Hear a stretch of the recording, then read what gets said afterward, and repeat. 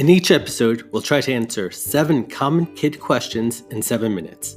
We'll tackle the common and uncommon questions kids often ask. No question is too weird. We hope you enjoyed today's episode. Welcome to today's episode of 7 and 7. I'm Christopher, and as always, I'm joined by my son and co-host Nathaniel. So Nathaniel, it's been a couple of weeks since we did an episode. That's a little bit my fault. I've been really busy with work and didn't get a chance to work on the questions you sent me, so I'm sorry about that. But on an exciting note, we got some questions sent to us by Becca for a motherhood moment. Her website has a collection of tips and tricks for parents, and I'll include a link in the show notes for anyone who might want to check it out. I never knew that. I'm so excited. It's a surprise. Okay, should we go over the questions before we start the show? Yeah. Okay, so the first question she sent us was, why did you create the podcast and where did the name come from? We created a podcast because of my question, what was the first video game? Yeah, you're right. So Nathaniel, one day you asked me what was the first video game, and I didn't know, so I asked you if you would write it down and said we would go over it. It's called Tennis for Two. That's right, you did remember that. Yes, it's called Tennis for Two. So yeah, that's how it started. You had a bunch of questions. I asked you if you could write them down so that I could look it up and go over it with you for the next day. And then, because you love Finn Caspian so much, that's probably your favorite podcast, right? We even listened to all the episodes. I mean, listened to the newest ones, and I can even play them on the iMac. Yes, we highly recommend the podcast Finn Caspian. Yeah. So Daniel had the idea of making our own podcast, and we decided to record ourselves answering the questions, and that's how the idea started. But where did the name come from? That was mainly you. I think we were talking about different ideas and how we wanted to do it, and you're actually the one who... The name? Yeah, you were insisting on 7 and 7. So no, Mom said you would like 7 and 7, and I was like, yeah. Well, no, actually, I think one of the ideas was 7 questions in 7 minutes, and you said, nah, you thought it was too long, and that's when you came up with 7 and 7. No. Mom actually came up with that. Really? Yes. I don't... 7 to 7? Mm-hmm. All right. He thinks Mom came up with it. I thought you came up with it. All right. Well, Mom. All right. Then the answer is Mom. Mom came up with it. So, second question that we were sent. How do we pick topics? Well, it's not real. We just pick them. So who picks them usually? Me or you? Me. Yep, you usually pick them. Usually you pick them, and you've been coming up with questions, right? So, and sometimes Mom helps you. So this question's for me. What's your favorite part of doing a podcast with your son? It's hard to say one aspect of making these that's my favorite part. I love the time we spent together. I love watching you listen to them when we are done. But maybe my favorite part is seeing you try to take on more and more of the production process. Like how you set up the mics, start the recording software, how you did the sound test before we started, how you know how to look at the waveform to see if you spoke too loudly and your voice might be clipped, and how you've been taking over as asking the questions sometimes. So that's been really cool. I just really like electronics a lot, especially computers, because they're fun. And like mini computers and huge computers and TVs and iMacs. Lots of stuff. Yeah. Lots of stuff that I like that. And mics.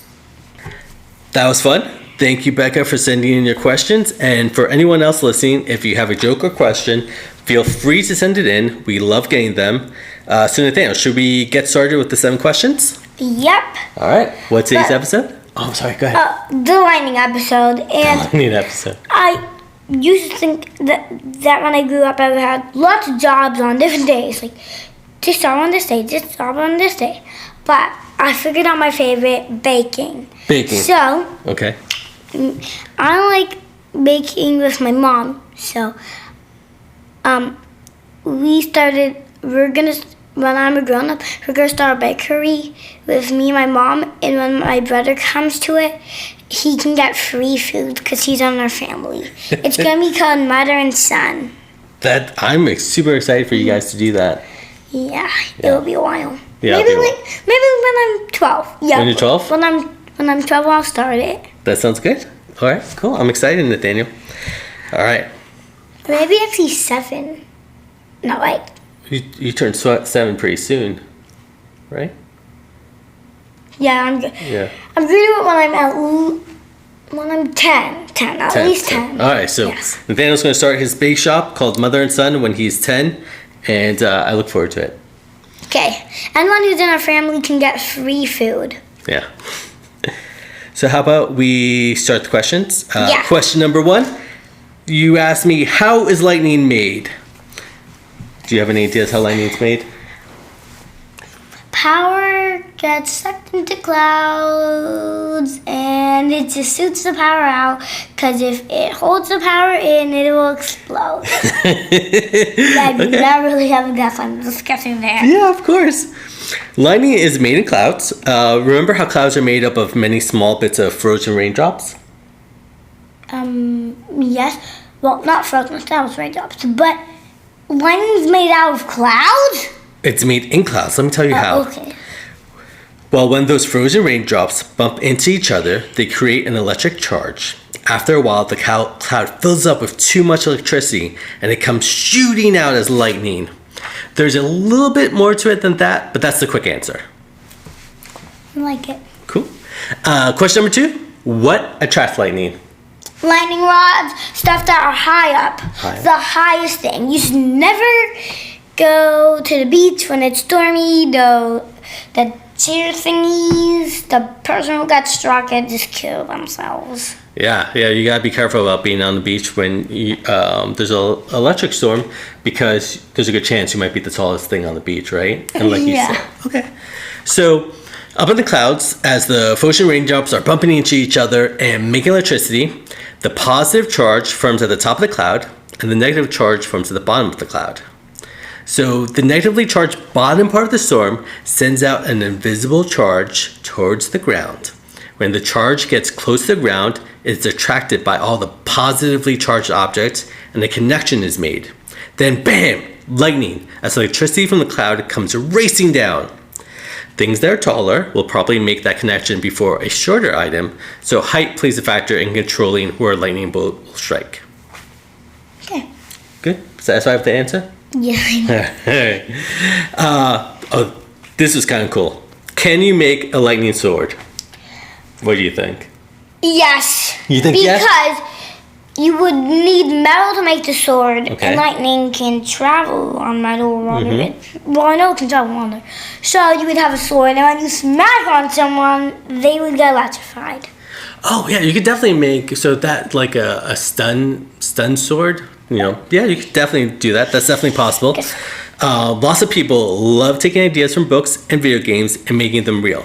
So yes, if you built a sword with a Tesla coil inside of it and you had a power source, I think you can make an electric sword. But I don't think anyone has done it yet. I couldn't find one. Ask scientists to make it, Dad. I'll just ask my buddy scientists. I do have friends scientists. Really? Yeah. Ask them. All right, I'll ask them. Ask them to make Pokemon, because anything can happen, and I know how to make floating cars. You just need all the right parts, magnet, metal roads. You have floating cars. Can't float too high, but they're just floating. Sure. Well, reverse magnets. Yes. Because if Like, if it was magnets, they would just Attract. stick to the floor. yes. Like, bonk. You wouldn't be able to move around. There would just be a seat. Like, Yeah. Question number 4. Why is it called lightning? because it's light and it doesn't want to use the word zing because it's different, so it uses the word ning, lightning. Okay. The word lightning originates from the Middle English word lightenen, which means make bright. So lightning makes things bright. Yeah, I told not to, but I said. That's okay. I'm excited for this next one because can lightning help plants? That was your question. What do you think? Yes, I know why. Oh, okay. Why? It powers the light that can help plants grow in your house. Okay. So, well, honestly, I thought the answer to this was going to be an easy no.